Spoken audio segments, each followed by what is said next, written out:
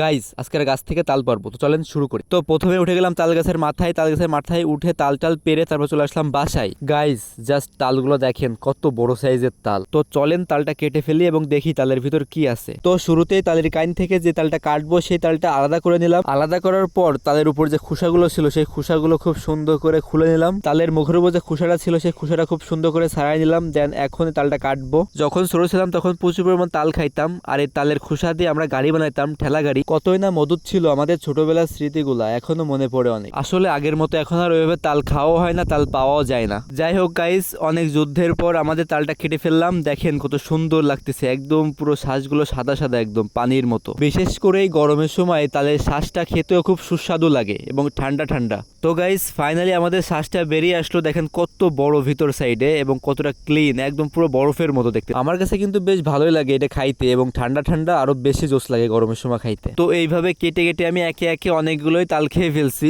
আজকের ভিডিওটা এই পর্যন্ত। আল্লাহ হাফেজ, টাটা।